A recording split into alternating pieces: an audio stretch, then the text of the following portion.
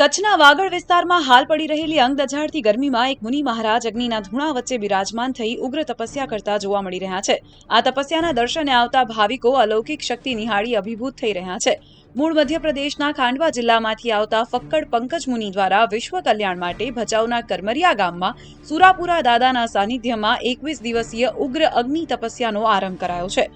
અત્યારે હાલમાં અમારું ત્રણ કાર્યક્રમ અહીંયા ચાલી રહ્યા છે। ગૌ ગંગા અને ગૌવતરી એટલે ભજન અને ભોજન 21 દિવસ પધારેલ મહેમાનોને 2 ટાઈમ ભોજનની વ્યવસ્થા રાખેલી છે। ગોળાકારમાં ગોઠવવામાં આવેલા ગાયના ગોબરમાંથી તૈયાર છાણાઓમાં દિવસ દરમિયાન સતત અગ્નિને પ્રજ્વલિત રખાય છે। આ અગ્નિની મધ્યમાં બિરાજમાન થઈ મુનિ મહારાજ પ્રખર તાપને સહન કરવાની તપસ્યા પર બેઠા છે। સામાન્ય વ્યક્તિ માટે જ્યાં ઘડીભર ઊભા રહેવું પણ કઠિન છે, ત્યાં મુનિદેવ સવારથી સંધ્યાકાળ સુધી અન્ન જળ વિના કંતાન સાથે અનોખી સાધના કરી રહ્યા છે। શેર એન્ડ ડાઉનલોડ કરો દિવ્ય ભાસ્કર એપ।